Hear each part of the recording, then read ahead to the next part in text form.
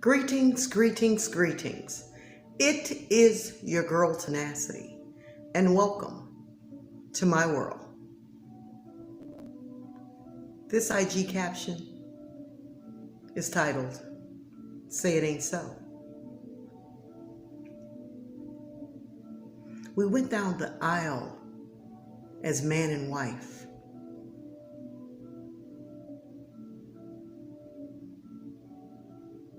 We said, I do, till death do we part. Say it ain't so. Then life happened. A year to the date of our anniversary. Gunshots fired. A lifeless husband laid at my feet. Say it ain't so. I was in shock. I couldn't move. I was sitting in the wrong place. I was outside of my own backyard. Say it ain't so. My grounds were not familiar to me, but familiar.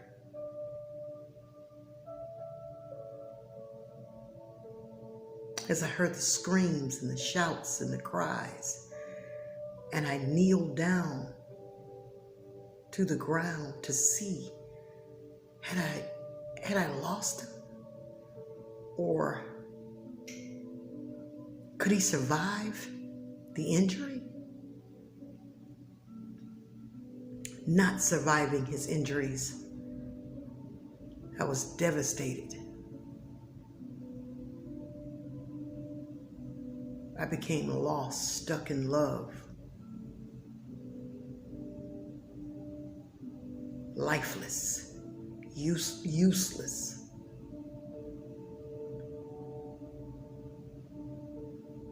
I couldn't pray. I didn't know how at that point to talk to God because I felt like we did everything right. I felt like we had set our lives on a course together. Not without imperfections, but he loved me back to life. I was an entrepreneur. I'm still an entrepreneur. And then I had a spa. So, I had a lot of pressures. I had a lot of work in front of me.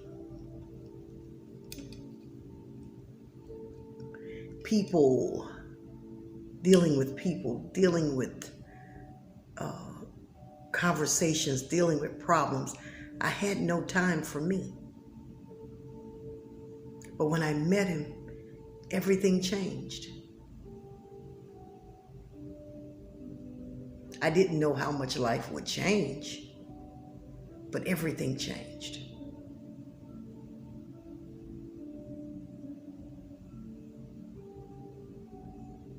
I started drinking at night so that I could sleep.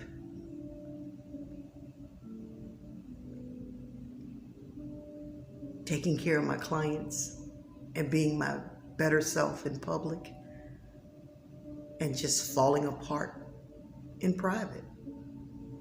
Paranoid, scared to turn off the TV. Didn't have too much conversation for my younger daughter because at that time she was just getting into high school, finishing high school. Trying to stay up on the current affairs of what she needed. Trying to handle my business, trying to encourage my clients. Just trying to survive, trying to stay sane, one thing I didn't And I thank God that the vision did not play over and over in my mind. The 91st Psalm became my friend. It was my breastplate of righteousness that I put on.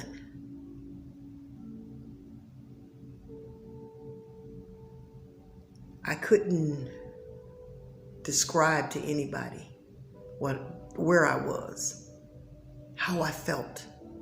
You know, people came, they went, they asked, some consoled, some gloated. It was so crazy in my world from what I saw from these eyes. My discernment was off. I didn't want to see, I love to see people happy, but it's certain things you don't want to deal with when you're going through a traumatic experience like that. Love had left, and I didn't see it coming back anymore.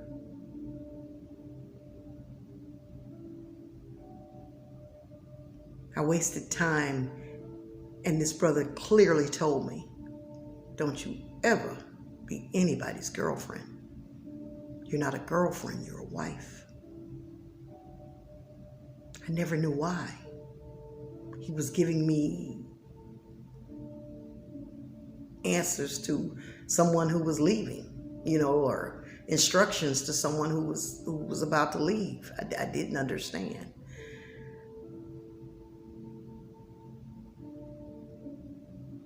I began to kind of melt down, push away, but all in private. I kept that public appearance for my clients. I kept being strong for others, and I was falling apart. Myself. I was asking God every day, why? God, why? Why when I did this right? Why did this happen when we felt like we did everything right? Me being from here in the United States and he being from Jamaica. Me traveling back and forth and learning the different foods and how to cook, because he was a cook. He had his own little restaurant, and people came from miles to taste his food. I would serve as a waitress. I would cut up vegetables. I would do things just to interact, to know what it was like in his world. I enjoyed my two sons. I still call them my two sons until this day. I had two nephews and a sister-in-law, and we just made everything work. A brother-in-law too, on the land in Jamaica. I traveled in places in Jamaica that people dream of. I fit.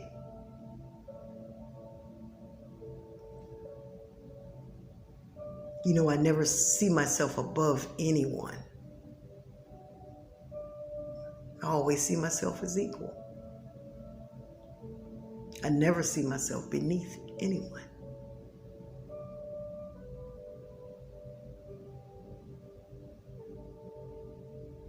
God, why?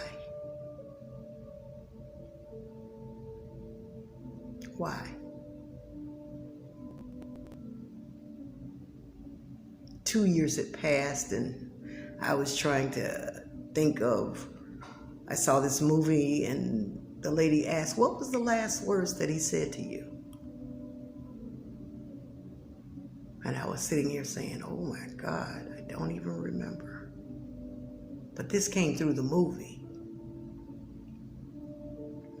as I began to look at this movie, it was about a woman experiencing the same thing that I did, but not as tragic. And her husband, when he left, everybody was clued into his death but her. They were clued into the things that he had prepared. He had prepared a letter for her each month for a year until he knew that she had passed her mourning.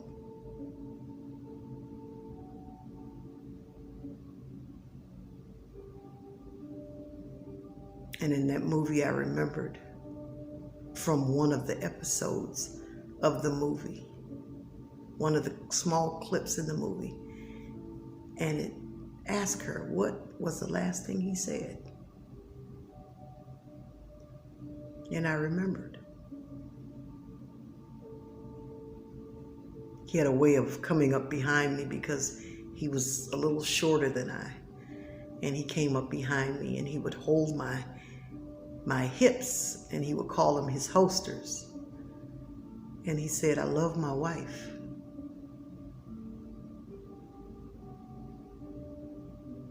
In the words of Roy Beckford, baby, me love my wife. I remembered in that one instance of that movie what he said. I didn't know that I would be haunted by this love for 11 years.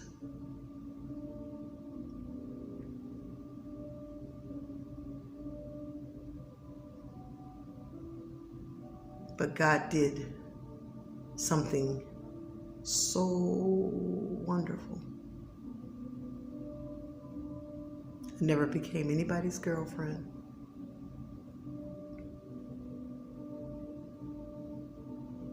I became somebody's wife again. And the words that came out of my husband's mouth, my present husband, and he sings this thing, I love my wife.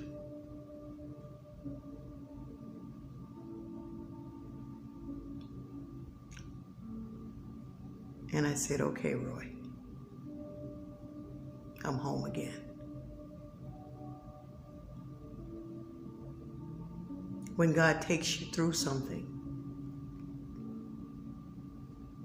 I know a lot of emotions occur. A lot of anger occurs. A lot of bitterness occurs. Especially something that devastating when someone snatches something away from you. We know that that's God saying that's done. And I believe the why was he had a chance to really love somebody. And somebody loved him before God called him home. An experience that he was seeking. And something that I was needing to live. Say it ain't so. Greetings. It is your girl, Tenacity. Totally mind-changing. Subscribe. Peace.